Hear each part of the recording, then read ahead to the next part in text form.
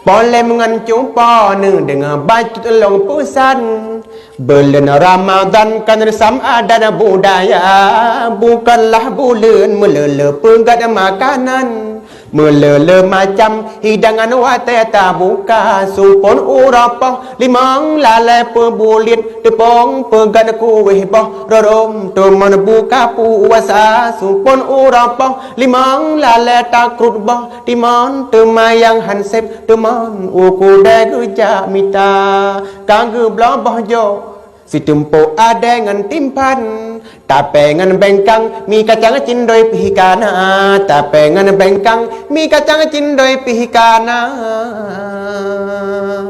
Kue mu tempo punoh ploka punoh cawan, lengkap makanan gehidang di atas meja, di musuh tambo kata tu buka rijang.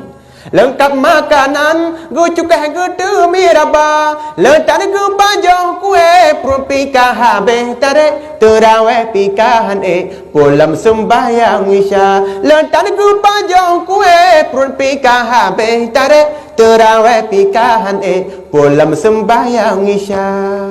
Akagu pak bau gelengku batuk menjanjan, geramah santan mi sigam sibo lagona, bagu du budong kata toram tu pelah pinggang. Kaang bengkang sebab barang puja lagona, hetan bapegan kue bah putih pika tarik terawih pikahan pulam sembahyang isya. Hetan bapegan kue bah putih pika tarik terawih pikahan pulam sembahyang isya. Munyo lagenyan puasa tanyo hairakan, kan le ke Tuhan tetapi pun turut hawa, kan le ke Tuhan tetapi pun turut hawa.